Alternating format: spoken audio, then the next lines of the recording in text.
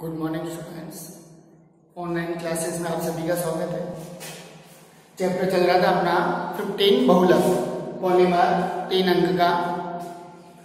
बात कर रहे थे टॉपिक की। कल टॉपिक क्लियर किया था बहुलकीकरण की क्रियाविधि। ठीक है, बहुलकीकरण की क्रियाविधि में दो प्रकार की क्रियाविधि पढ़नी थी। एक तो मुक्त मूलक योगात्मक बहुलकीकरण की क्रियाविधि, ठीक है, और एक आयनिक योगात्मक बहुलकीकरण की क्रियाविधि। तो कल पहली क्रियाविधि कंप्लीट कर ली थी, केवल एक ही प्रकार की थी, मुक्त मूलक योगात्मक बहुलकीकरण की क्रियाविधि। ठीक है, सेकंड स्टार्ट करेंगे आज आयनिक योगात्मक बहुलकीकरण की क्रियाविधि। आयनिक की बात करेंगे तो दो प्रकार के आयन, एक तो धनायन और एक ऋणायन।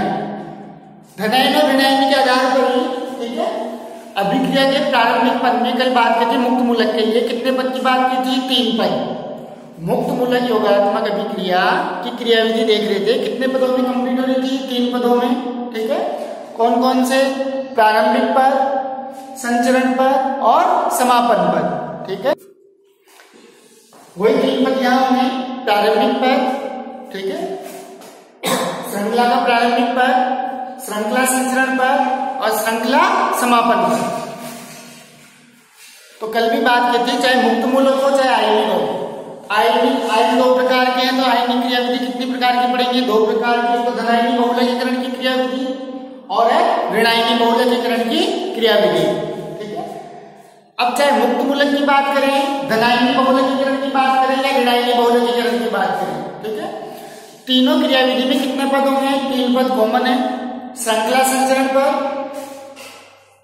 श्रृंखला प्रारंभिक पद, श्रृंखला संचरण पद और तीसरा कौन सा बताया था कल? श्रृंखला समापन पद। श्रृंखला प्रारंभिक पद यानी अभिक्रिया क्या होगी? प्रारंभ होगी। ठीक है, इस अभिक्रिया का जनक कौन है? किसके द्वारा उत्प्रेरित हो रही है?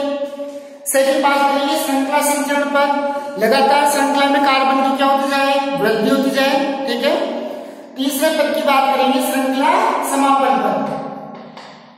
समापन पद यानी अभिक्रिया के दौरान, संचरण पद के दौरान लगातार अभिक्रिया की जो उत्पाद बन रहा है उसकी श्रृंखला क्या होती जा रही है? लगातार बढ़ती जा रही है। तो श्रृंखला का क्या किया जाए? समापन किया जाए। तो श्रृंखला प्रारंभिक पद, श्रृंखला संचरण पद और श्रृंखला समापन पद, ये तीनों पद वापस रिपीट होंगे किसमें? आयनिक योगात्मक बहुलकीकरण। फिर बात करें कितने प्रकार की? 2 प्रकार की। आयनिक योगात्मक बहुलकीकरण क्रियाविधि कितने प्रकार की है? 2 प्रकार की। एक तो धनायनिक बहुलकीकरण और एक कौन सी हो जाएगी? ऋणायनिक बहुलकीकरण। फर्स्ट की बात करें धनायनिक बहुलकीकरण, ठीक है, तो ये अभिक्रिया धनायनिक बहुलकीकरण है तो किसके द्वारा उत्प्रेरित होगी? प्रोटॉन के द्वारा, H+ आयन, या कह सकते हैं लुईस अम्लों के द्वारा, दोनों में से जिसके भी द्वारा हो। तो ये अभिक्रियाएं धनायनिक बहुलकीकरण की बात कर रहे हैं, तो ये अभिक्रियाएं प्रोटॉन अथवा लुईस अम्लों के द्वारा। ठीक है, लुईस अम्ल किसे कहा था? जो इलेक्ट्रॉन न्यून यौगिक है, अपना अष्टक पूर्ण करने के लिए इलेक्ट्रॉन क्या करते हैं? ग्रहण करते हैं। लुईस के अनुसार वो क्या है? अम्ल। ठीक है, तो ये अभिक्रियाएं प्रोटॉन अथवा लुईस अम्लों के द्वारा क्या होती है? उत्प्रेरित होती है। अतः इस अभिक्रिया को क्या नाम दे देते हैं? अम्ल उत्प्रेरित बहुलकीकरण। क्या कह देंगे? सेकंड नेम क्या हो जाएगा? अम्ल उत्प्रेरित बहुलकीकरण।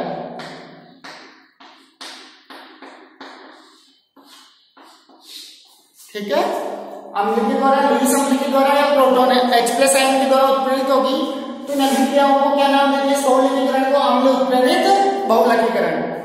फिर पद की बात करें तो इस बहुलकीकरण में भी कितने पद? 3 पद। श्रृंखला प्रारंभिक पद, श्रृंखला संचरण पद और श्रृंखला समापन पद। पहले पद की बात करें श्रृंखला प्रारंभिक पद, ठीक है, श्रृंखला प्रारंभिक पद किससे उत्प्रेरित होगा? ठीक है, तो बात करें लुईस अम्ल LCl3, ठीक है, लुईस अम्ल किससे क्रिया कर रहा है? H2O से। अब यहाँ LCl3 किसका कार्य कर रहा है? उत्प्रेरक का। LCl3 तो किसका कार्य करेगा? यहाँ उत्प्रेरक का।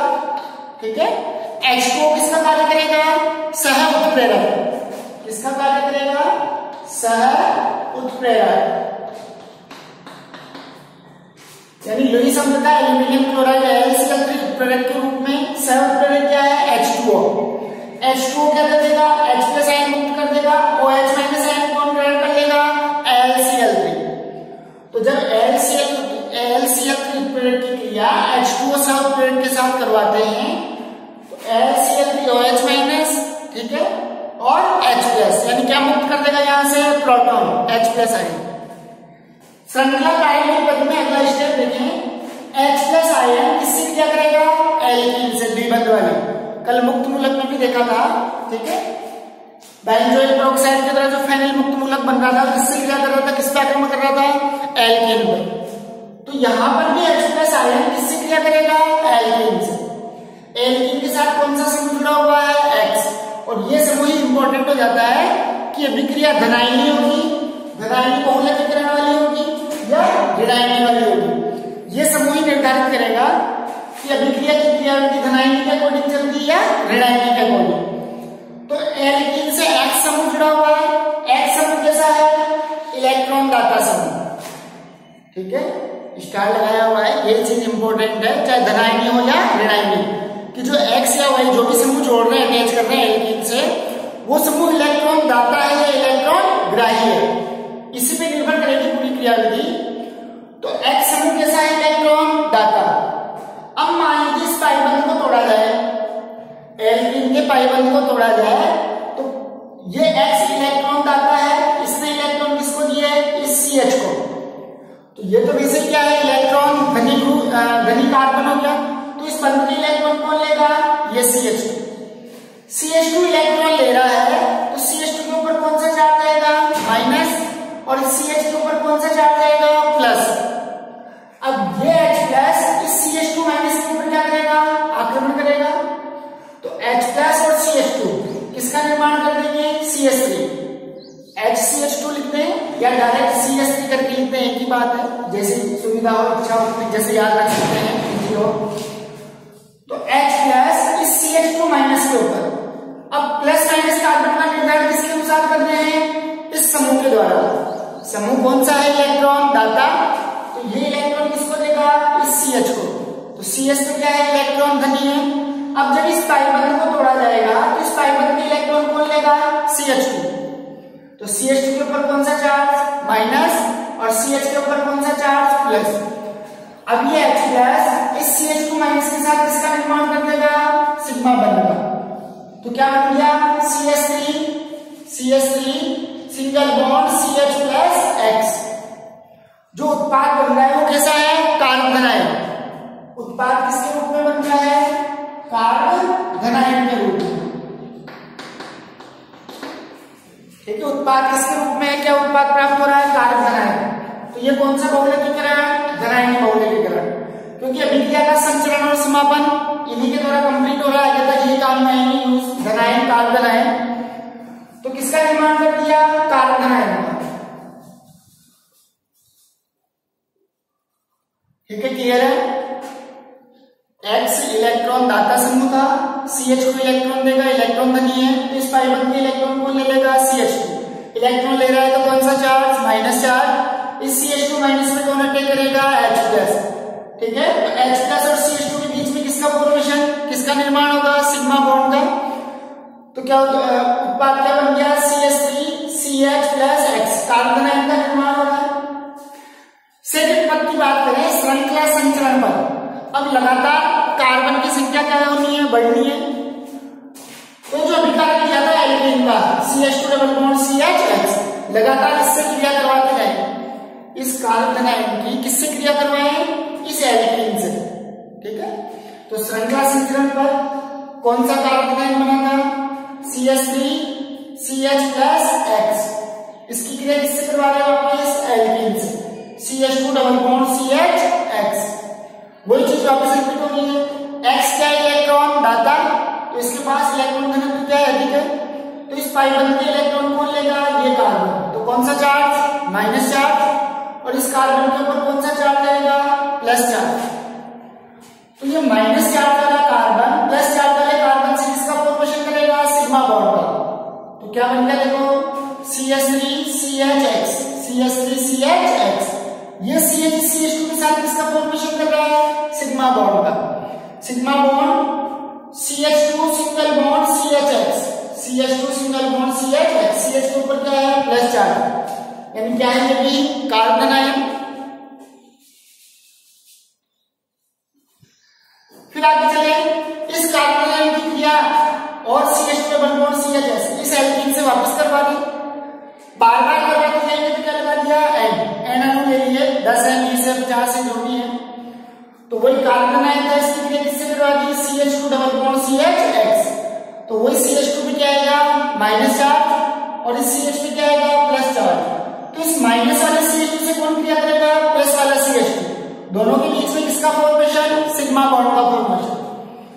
तो ये बन गया CH single bond CH2 CH plus X। Carbon में क्या है, प्लस आवेश, कार्बन आयन है, ठीक है। तो यहां लगातार किसकी वृद्धि कर रहे हैं, कार्बन की। तो कौन सा पद रहेगा, श्रृंखला संचरण पद। एन अणु दिए थे तो क्या लगा दिया, CH2CHX के होल है, ठीक है।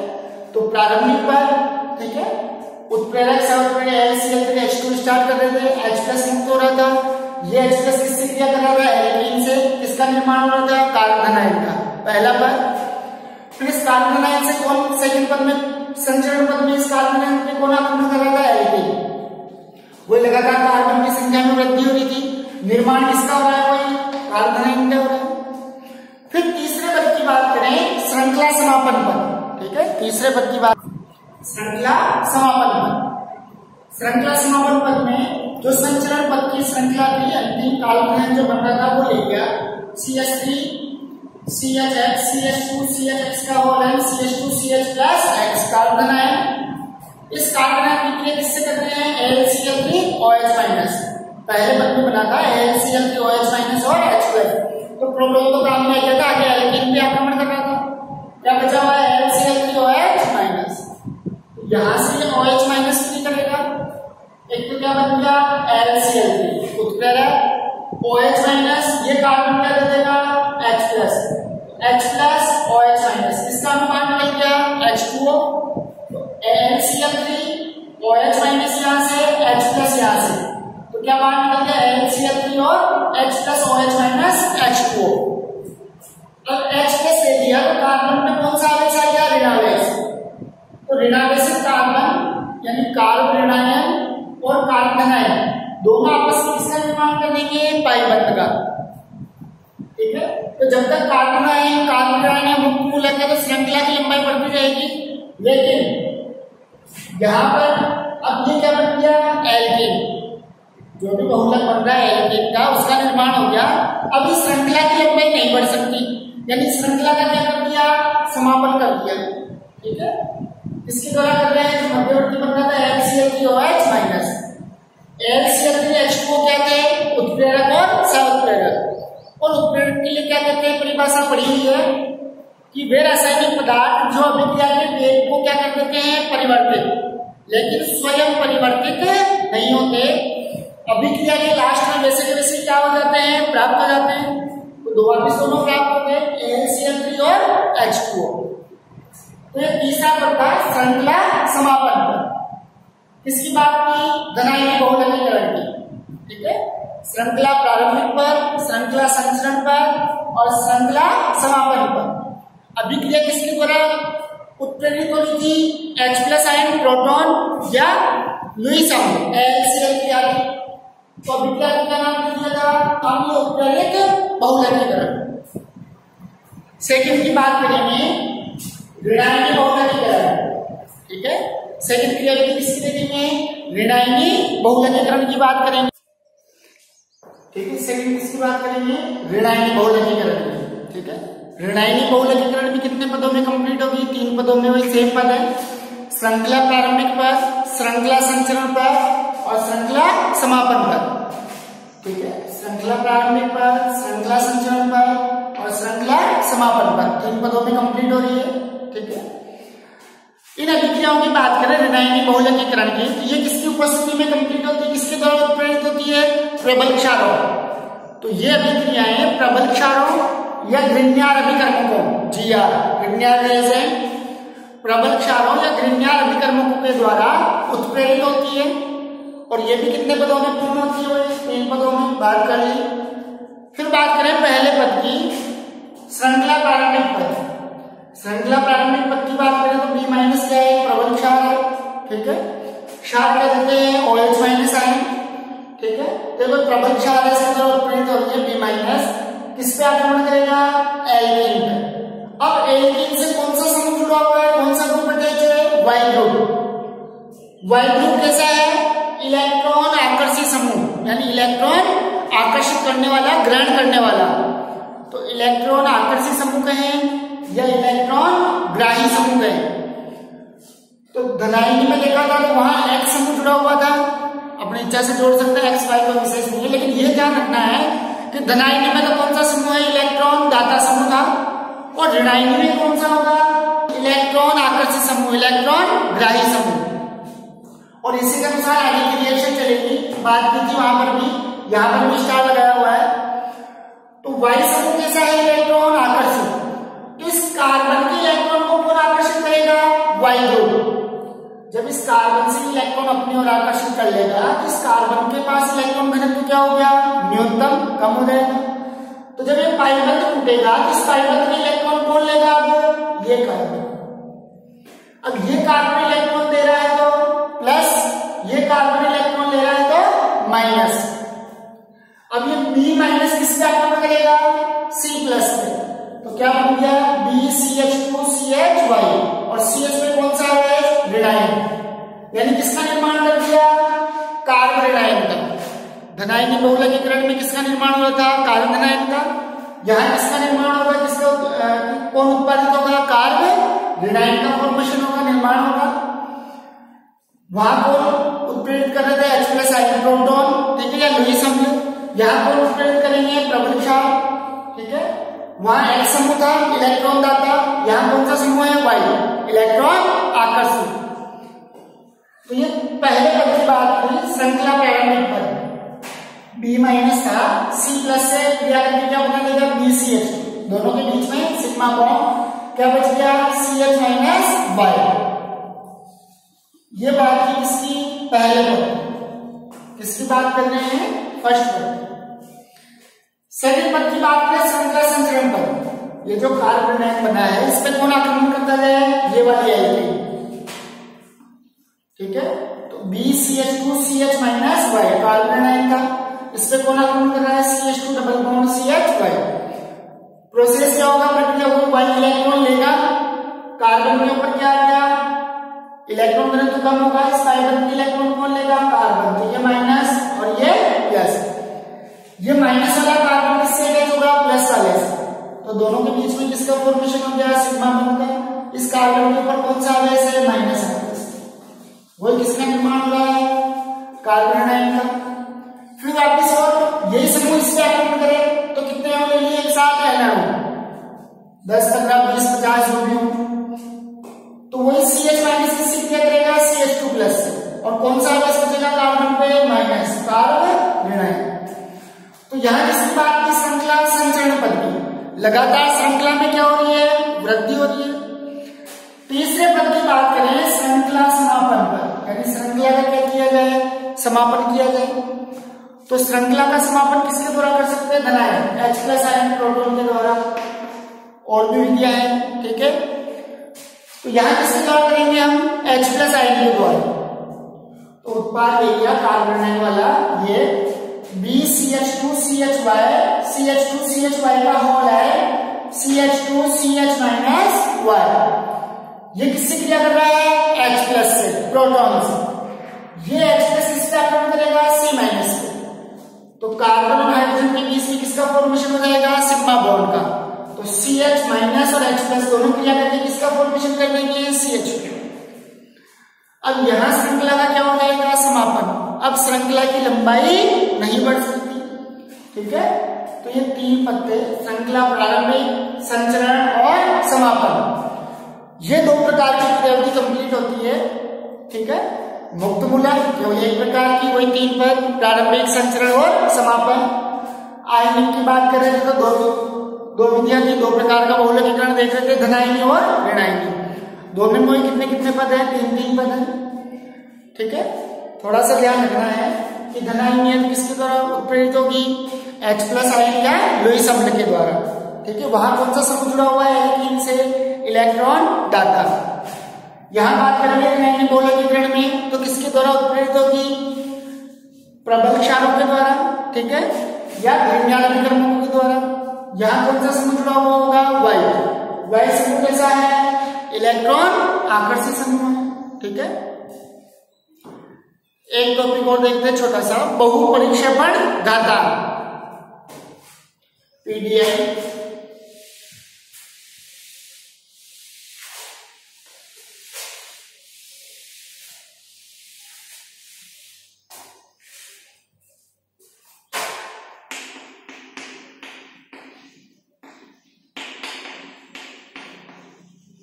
बहुपरिक्षेपण घातांक